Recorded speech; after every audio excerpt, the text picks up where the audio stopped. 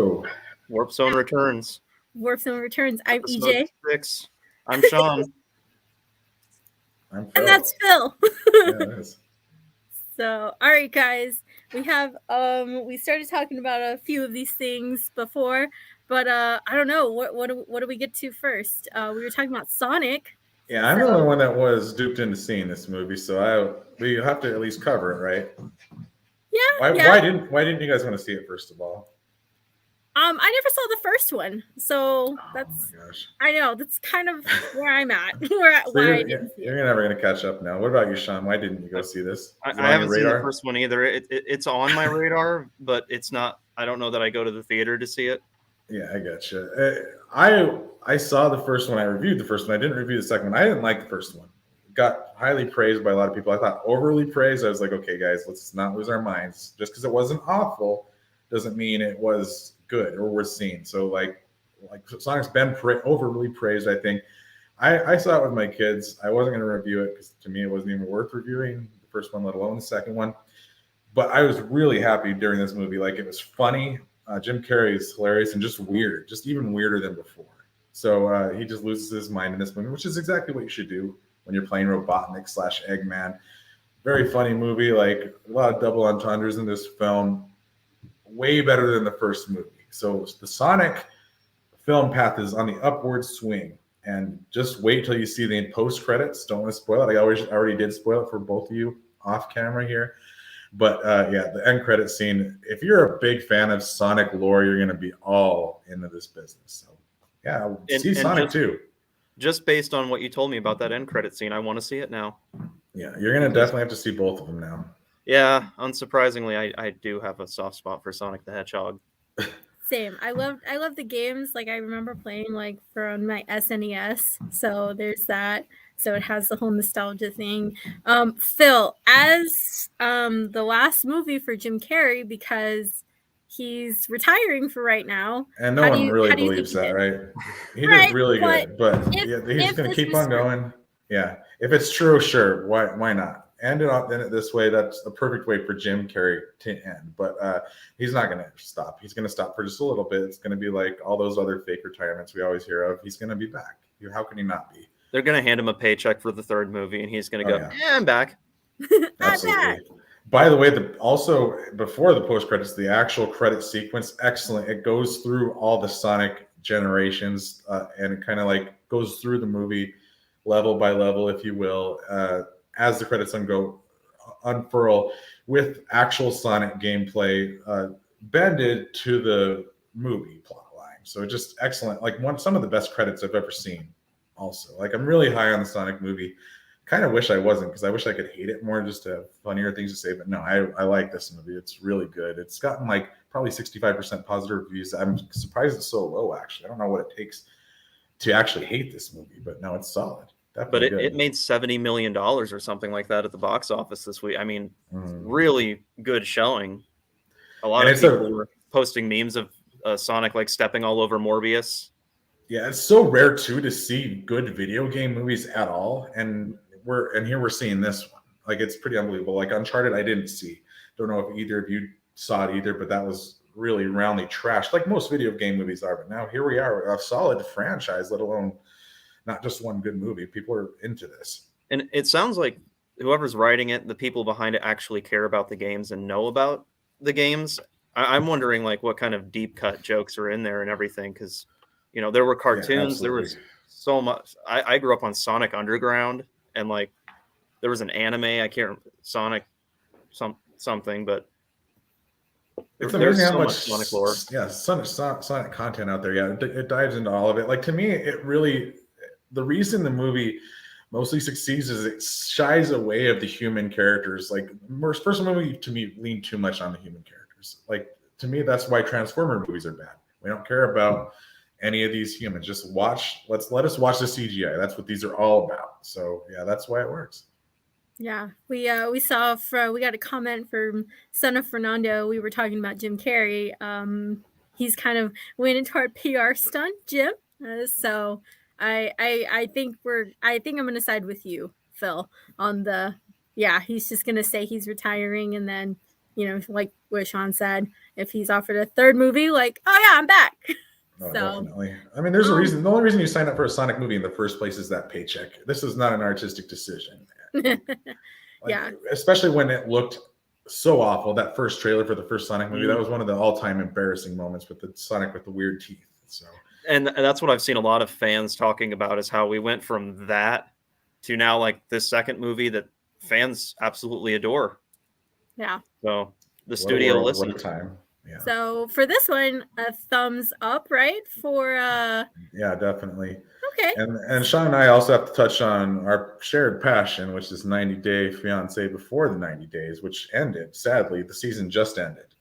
So it's it's a time of mourning for both Sean and I. It's but what a way to end though. Like they left us with things to think about, with unforgettable characters. I was very pleased. I'm very disappointed there's not a third tell-all in store, but that second 90-minute tell-all brought the goods. What do you think, Sean? It was an amazing, there were tears, there was laughter, there was embarrassment. It was everything you could possibly want from an entertainment medium in a show that's supposedly a reality show. It's the most ridiculous show on the planet. I would never have watched it had it not been for my girlfriend, but she told me, you have to watch this. And I'm hooked, and I hate that I'm hooked because it's the worst kind of dumpster fire. But it's a dumpster fire. You can't look away from it. It's well written, well acted. This is a so-called reality show, but and like you, Sean, I was brought to this by my wife. We watched this one. I like it more than she does now. That's what it's come to. Like this is totally like my game of the week. This is huge every time. But we got to talk about one thing before we move on. Hamza, why did he stay? His wife runs off crying. It's too sick to go on. He just stays. No one wants him to stay. How did you react to that one, Sean? The Hamza thing, it's just Hamza. At this point, I'm just like, it's just Hamza. I was more surprised by the Mike everything. Mike and Jimena, and then Mike telling his friend to shut up. And oh, my Lord, this guy does need some help. There's a lot of people throwing their lifelong friends under the bus for these women they've barely known. They're going to ride hard with them, ride or die. They're like, I'm going to abandon my friends, my family. I don't care about any advice. I'm going to listen to my heart, which is obviously badly misleading them. They don't care. And it's just so strange because when they're on the couches and they're all yelling at each other and going at each other, it's so much fun. But then they go into the back rooms and they're all best friends and hugging and everything. And it's what? Which just shows his performance, but great performances, right? You don't see acting like this most of the time. It's so convincing. So EJ, this is a plea from Sean and I to get you to start watching 90 Day regularly. There's, I think, a new season of a new show starting soon, right? There's a new season of the regular series. So you got a chance to jump on EJ, I guess, next week. Just start watching these on Discovery Plus. Funny enough, my mother-in-law is the one who really loves this, and she tries to talk with me about it. And my husband is more interested in 90 Day Fiance. So I know it could be one of those shows that we watch. So definitely would have to add it to the list. Speaking of adding it to the list, though, you guys, I surprised both of you by watching something I said I wasn't going to watch. Oh, neither of you believed I would. Yes. So Jujutsu Kaisen, we were talking about this on our special edition. What was it? Last Tuesday. Anime. And we convinced Phil to watch. So Phil, what do you think? I was very pleased by Jujutsu Kaisen. The thing that turned me off is I didn't really want to watch something that I hadn't heard of, that wasn't branded in any way that I could connect with. So I wasn't feeling, but once you told me it was on HBO Max, I thought, okay, why not? I watch anything on HBO Max. It's a seal of quality, really, for me. If it's on HBO Max, it can't be all that bad. And that reigns true with Jujutsu Kaisen. I understand there's several episodes. I only watched the first one for now. I've got to at least watch the second one, because what a cliffhanger to end that first one on. If you don't remember, it's where he gets the power. He eats that finger. It's a cursed item, and he shows that he's kind of losing his soul to this thing, which is kind of a theme that you're seeing in Venom. You're seeing it in Moon Knight. People who have internal struggles with other spirits that are inhabiting them. That's kind of a trend of 2022 so far. And I'll say Jujutsu that. Kaisen is continuing that grand tradition. So I want to see what goes on with this. But like, it's cool. It's this nerdy guy who he doesn't listen to the advice is to not eat tonight, not inhabit this cursed item. And why would he? I mean, it's not going to be a show if he doesn't do this. So I'm into it. I want to see what happens. What's in store for me, guys, if I continue with Jujutsu Kaisen? So I really like one of the villains who he comes across. I honestly couldn't tell you the name, but I really love him because he becomes somewhat of a troll, where he ends up going against what is the main guy's name? I forgot. Itadori. He keeps on going against Itadori, and he's just like, oh yeah, you're actually really good, for being possessed and everything. And so he kind of trolls him throughout everything, and he's learning too, which he's one of my favorite villains. Getting to the end, it kind of starts to, I don't want to say it slows, but it actually tells more of stories of the other characters.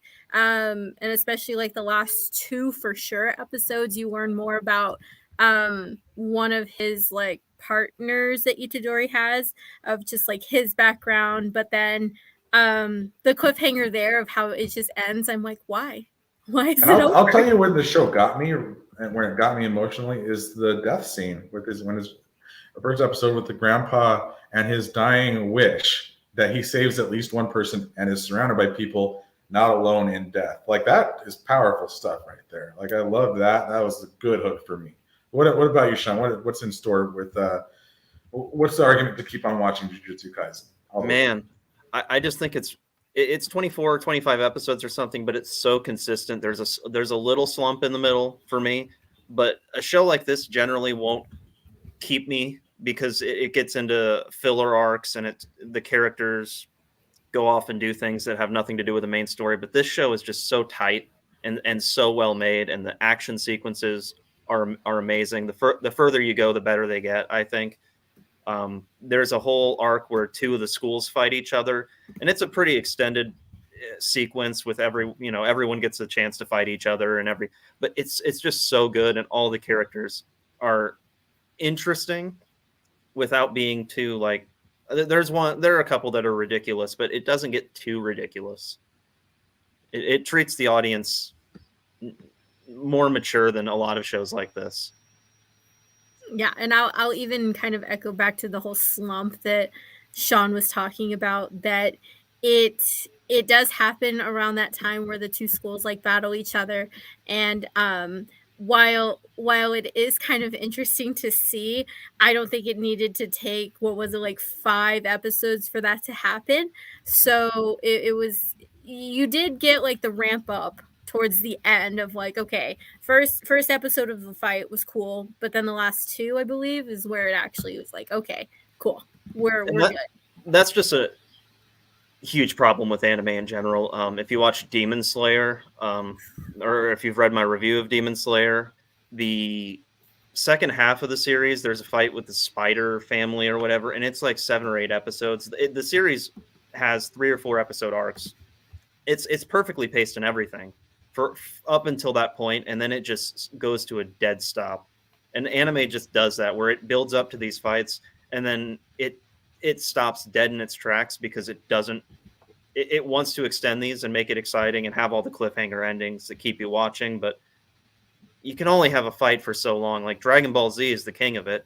10, 15 episodes for a fight with flashbacks inside of flashbacks inside of flashbacks.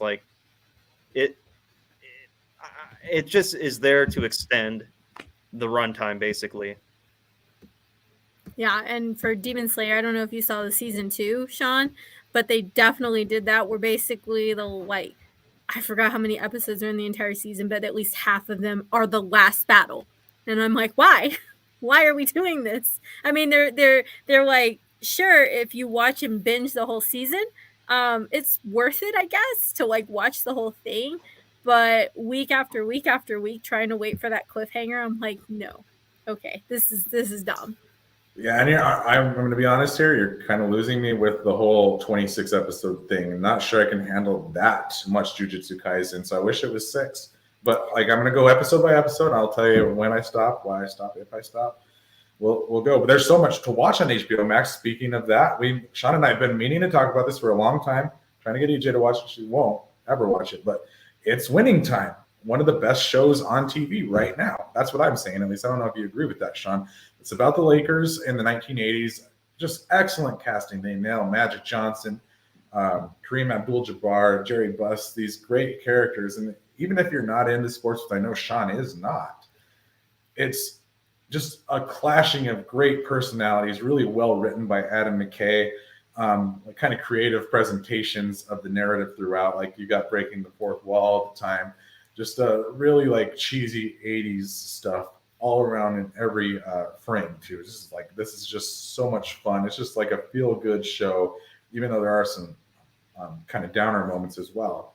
But like just fun. I look forward to this to the 90-day level each week. I kind of agree with you there. I know I have no background with this story. I don't know who any of these characters are. I don't care about sports. And actually, I think part of the benefit of this is it's less about the basketball sport itself, and it's more the backroom kind of stuff, what's going on behind the scenes. And it involves so many shady characters, the mob, all kinds of like strange stuff going on. And like you said, it's so 80s. It looks like it's shot on film. They're constantly breaking the fourth wall, and even like emotional moments. Like last night I watched the episode where the guy who's going to become the commentator was up on top of his roof, and he had the chainsaw and was trying to cut the vines off, and he ended up like cutting his foot. And it's like, that's an emotional moment, but they're doing such a good job of balancing that with some humor. And you have to wonder, these are all based on real people. Are these people watching this and going, what? Yeah, Sean, you got me to watch Peacemaker. I got you to watch Winning Time, and then in return, you also got me to watch yet another great HBO Max show that's just started. I know our friend producer Keenan's also really into this. Tokyo Vice, kind of the same line of thing. Egos clashing. It's backroom stuff. Like even if you're not necessarily into like a I don't even know if this is triad, but like basically kind of like mobster type show, this is gonna draw you in real quick. They released the first 3 episodes. I know you've seen all of them, Sean. I've only watched 1, but I'm definitely gonna watch all of these. Great writing. This is HBO Max not losing a beat with the killer shows. Like they're just loading up. Yeah, for sure. Tokyo Vice is probably my favorite show, right? I think it's better than, I'm not gonna say it's better than Winning Time, but it has my attention more just because it's kind of a confluence of everything I love. It's got Nightcrawler vibes, the Jake Gyllenhaal movie. It's got Yakuza vibes because it's about the Yakuza. For those who don't know, it's about a American who is a teacher, an English teacher in Japan, who decides to become a reporter for one of Tokyo's biggest newspapers, become a crime reporter. He ends up getting the job, faces all kinds of racism and adversity because he's a Jewish white guy. He gets the job, and he kind of finds out what being a crime reporter is like in Japan. Japan, most people think, has no murder, no crime and everything, but that's not true. It's the fact that the cops kind of move it under the rug, or put it under the rug, because the Yakuza, which is the Japanese organized crime, like Ken Watanabe, who's one of the detectives the main character meets, like he says, the roots are so deep with the Yakuza. They're in the government and everything that it's more so the cops aren't there to arrest people. They're more so there to broker peace between the different Yakuza clans. So it's getting really deep into this culture that a lot of people probably don't know about, don't understand, but has been getting more and more popular because of the Yakuza games. And it's become a topic of interest for a lot of Westerners who are into Japan. So getting the chance to enter this world is interesting. Yeah, so many interesting aspects of it too. Yeah. But for instance, when it looks like as though he's meeting a love interest in the first episode, and there's a twist on what's actually going on there. It's an excellent journalism show. It's an excellent police drama, and it's an excellent mob drama. It's all 3 of those things combined. And in addition to all that, just the cultural expose. It's like a travelogue type thing. So just so much fun. It's really dark. Not even, there are funny things in it, but it's funny with a really dark twist all around every corner. Yeah, I've seen like trailers and stuff for this, and I've seen like Ansel Elgort, who's in it. Absolutely love him. I mean, the most recent one, like movie that I saw with him is West Side Story, but absolutely love him as an actor. So it's great to see him kind of be diverse in his roles that he's playing so far. But I mean, if the trailer itself didn't get me, the artwork, the casting, like it just seems like it's a phenomenal show.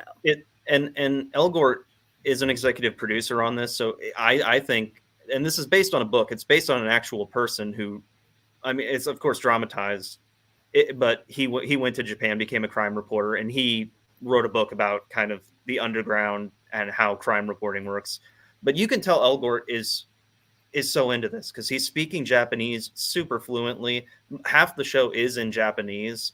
It switches back and forth, but it feels like you're there. It's just so well put together. Michael Mann directed the first episode too, and I don't remember the last thing Michael Mann has done, but this is the best thing he's done since Collateral for sure. Yeah, it shows that he has not lost a step at all. Like, I didn't know he had it in him, and I honestly didn't even realize it was Michael Mann behind this show, but a lot of it makes sense. There's a lot of heat in this show. There's a lot of other Michael Mann things throughout the years. The last time people talked about Michael Mann was probably 20, 25 years ago, but here he is still getting it done. Maybe some of his best work ever. So yeah, really solid work. So what about gaming? You still playing Lego Star Wars, Sean? How is that going for you? Oh, I'm still playing it. I mean, it's still a ton of fun. It's definitely my favorite game of the year. I said it was the best game of the year on Twitter and got a lot of heat for that because Elden Ring. But I'm just going to back it up again and say it's the most fun game I've played. Elden Ring is like the best technical game, but I am just so surprised by how much love went into this Lego game. You can just tell everyone involved really I'm still finding surprises. Like, my kids are liking this more and more too. To me, that's a true sign of a game that gets it done. When you cross generations, everybody loves it just as much as the other generations.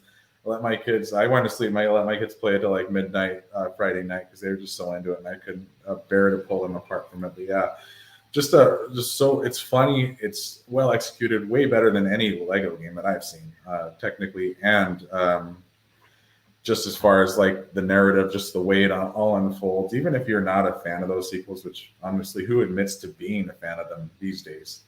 They're fun to play through as well. So like every aspect, the nostalgic part, the writing part, all well done.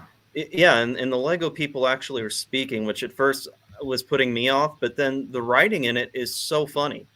When C-3PO, when you go to the Tusken Raider village, and he's like, look, it's the Tusken Raiders and the women and the children, like nod, wink, wink kind of jokes at the series that are maybe not enough, like kids probably won't understand, but adults who've grown up with this stuff now and like know the memes and everything are going to love it. It's such a well-written game. Like, I know that from our review and from you guys talking about it, I know one of our producers, John, actually was like, you know what, if Phil's in on it, if Sean's in on it, like a couple of other people I know, like he ended up buying it. And I even asked my husband, and he's just like, well, I don't know. And I was just like, well, how about this? And so I know that he's been talking about it, and now his whole attitude's changed, and he's like, okay, maybe I want to play it. So I know that right now he's still on the last Star Wars game that came out, the one with Cal. So I know he's busy playing that one, but at least this one doesn't sound like it's going to be as frustrating as that one's presenting a challenge. There's a couple more things we have to touch on, guys, before we are done here. One is Halo the series. Still into it. 3 episodes in. Still good. Still strong. I'm liking it. It's getting hate from everywhere. It's getting the hate that the first Sonic movie probably should have gotten more of. But I'm feeling this. I love the visuals. I like the acting. I like, honestly, how hard-edged this is. It doesn't soft pedal. This is fun stuff throughout. I'm liking this. But EJ, what are your reactions to episodes 2 and 3 that you've seen? You know, Phil, when it comes to Halo, like, I wanted to love it, but first one, hated the first episode, hated the second one even more. It got to episode 3 and I was like, okay, maybe I can give it a chance. And I mean, spoiler on that, like when you introduce Cortana, I was like, okay, like we're starting to see some improvements here. Like we're starting to actually like I'm starting to actually like it. However, I'm still gonna stick to my whole I really don't like Quinn, I think is her name.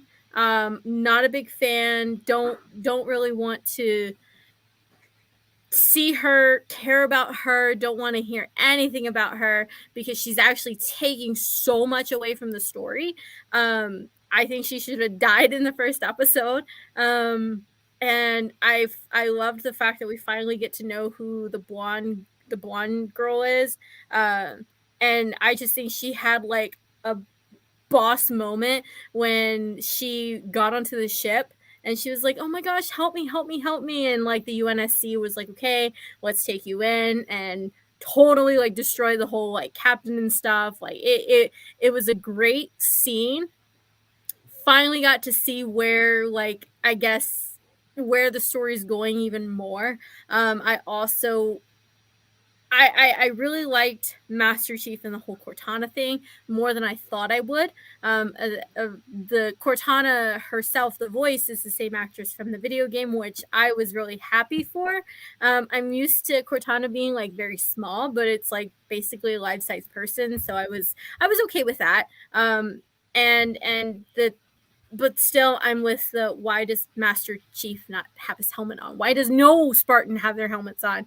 Like, I'm still with that. Why don't they have their gear? Why are they just playing games in the barracks? Like, I had a problem with all of that. And even though, like, sure, we want to humanize Master Chief and just kind of because he took out his little chip thing and was like, oh yeah, I want to feel and have emotions now. I'm like, why? Why are we doing that? Why do you need emotions? Quinn is absolutely the worst part of the show. I have faith that she will die because she's not in the games. So they're definitely setting up what's supposed to be a tragic death, but will be cheered on by all fans of the show and haters alike. Sean, the thing I'm going to tell you to try to convince you to watch it, believe me, it's no Winning Time. It's no Peacemaker. It's no Tokyo Vice. It's just a fun, stupid show. However, it's very much live action anime, and I hope EJ agrees with that. This is totally anime. Really? Because there's so many flashbacks upon flashbacks. Like there's so much for lack of a better term, I'm just going to call like weirdness. It's just like the show goes for it all. It doesn't have anything that's grounded. It's wacky. It's weird. And it's like, I think there's going to be some combat later on that'll like show what's in the trailer, which we haven't even seen in the first 3 episodes. But for now, this is just like all introspection, all just strange, weird, going off on Halo tangents, which I'm into so far.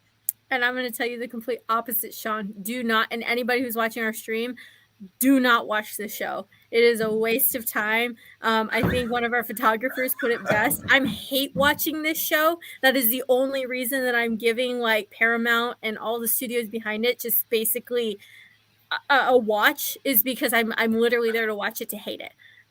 You're gonna have to. It's fun to hate watch though.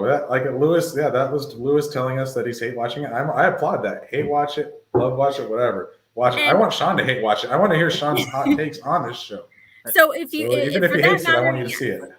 Yeah, for that matter, Sean, hate watch it, but at the same time, don't waste your time. I've watched enough analysis from fans of the series going through the episodes and going through how much like just pointless dialogue there is, and the main character lady, I don't know what her name is, but like how she has nothing to do with anything, and the exposition dumps everywhere, and I don't even know that I could hate watch it, because just watching someone analyze it for 15 minutes and go this and this suck, I'm not. Why would I touch it? Yeah, I agree 100%. I'm gonna get you there, Sean. Well, give me some time. Like it takes it's like JUJUTSU Kaisen. It took you guys a while to get me there. I'm gonna get you there, Sean. I don't know. Star Trek Picard. Along with Sean Phil, you're gonna have to get me there. Star Trek Picard hurt me, and now all these studios are just picking up like sci-fi franchises that have some sort of smart sci-fi aspect and are just like, let's ruin it. Let's have 14 producers try and attempt to make a story out of something that we don't understand. Which is also Paramount Plus, so maybe there's a theme here. Maybe it will hurt you too. Oh Halo's my gonna hurt you the gosh. same way. So you're saying Paramount Plus is just picking up all your favorite sci-fi stuff and ruining it? Yeah, that's what it's doing, and I say just ride with it, Sean. Just learn to love the hate. Go Oh for it. man. Learn to love to hate. Love that. So Embrace the hate. You're trying to turn me into a Sith here.